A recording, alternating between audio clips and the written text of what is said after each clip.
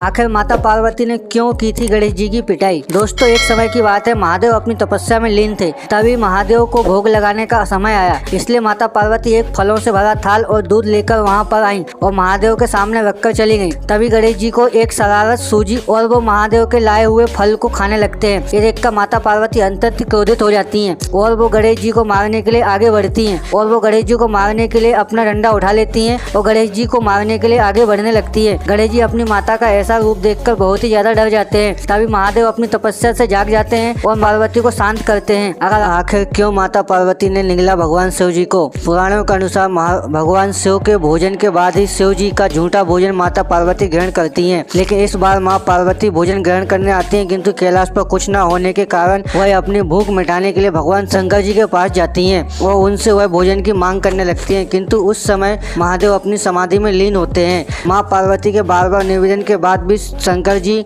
ध्यान से नहीं उठते और वे ध्यान मुद्रा में ही मग्न रहते हैं। माँ पार्वती की भूख और तेज हो जाती है और वे भूख से व्याकुल हो उठती हैं। जब माँ पार्वती को खाने के लिए कोई चीज नहीं मिलती, तब वे सांस खींचकर शिव जी को ही निगल लेती हैं। भगवान शिव के गले में विष होने के कारण माता के शरीर से धुआं निकलने लगता है। इनका स्वरूप श्रृंगार विहीन और विस्कृत हो जाता है। तब माँ पार्वती का मुख शांत हो जाता है। इस शिवलिंग की पूजा भूलकर भी मत करना, नहीं तो लगेगा भयंकर श्राप। दरअसल ये विचित्र शिवलिंग उत्तराखंड में मौजूद है, जिसे श्रापित शिवलिंग कहा जाता है। वहाँ के पुरोहितों का मानना है कि यह शिवलिंग गलत बना हुआ है। इस शिवलिंग में अर्घा उत्तर में न होकर दक्षिण दिशा में इस शिवलिंग की पूजा करता है। अगले दिन उसके साथ कुछ न कुछ अनहोनी हो जाती है। तब डर के कारण लोगों ने इस शिवलिंग की पूजा करना ही बंद कर दिया था। लेकिन दोस्तों, मुझे जहाँ तक लगता है कि लोग बताते हैं क्योंकि कण कण में भगवान है, तो ऐसा तो नहीं हो सकता कि शिवलिंग में कोई गड़बड़ी हो। दोस्तों, पवन पुत्र हनुमान जी के अजय अमर होने के 5 प्रमाणित बातें। नंबर 1 देखकर तो आ जाएंगे। नंबर 5, रामायण में बताया गया है कि हनुमान जी हिमालय जाकर संजीवनी बूटी लेकर आए थे और उन्हें औषधि नहीं मिली थी, तो वो पूरा पर्वत ही उठा लाए थे। जब विज्ञानियों ने उस पर्वत की जांच की तो वो हिमालय से आया है और उन्होंने भी कहा कि ये हिमालय का ही पर्वत है। नंबर 4, श्रीलंका का एक ऐसा आदिवासी कबीला है जिसका नाम मातम कबीला है। हनुमान जी आज भी साक्षात लोगों से मिलने आते हैं। इस बात की पुष्टि रिसर्च से भी हुई है। नंबर 3, शास्त्रों में लिखा है कि कलयुग में हनुमान जी का गंधमादम पर्वत पर वास करेंगे। साधु संतों से आप कुंभ में मिलिए और इस सच को जानिए, आपको हैरान करने वाली बातें मिलेगी। नंबर 2, महाभारत में भी हनुमान जी का जिक्र आता है। एक तो भीम से हनुमान जी की मुलाकात जंगलों में होती है और दूसरा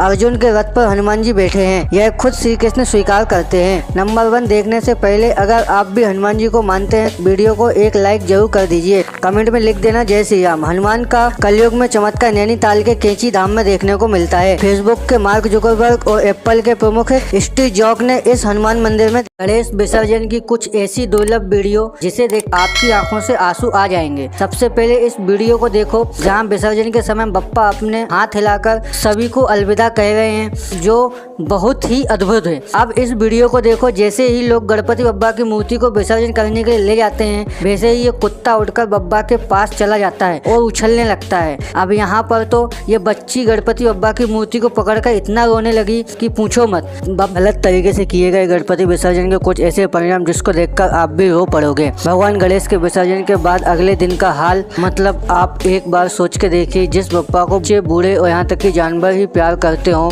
उनकी विदाई के बाद उनका इस तरह बिखरे रहना, उनको इस तरह नाले में विसर्जित करना बिल्कुल गलत बात है। इस तरह से हम किसी और का नहीं बल्कि अपने ही गणपति जी का अपमान कर रहे हो। इसलिए प्लीज भाइयों लोग इस साल ऐसी गलती मत करिएगा।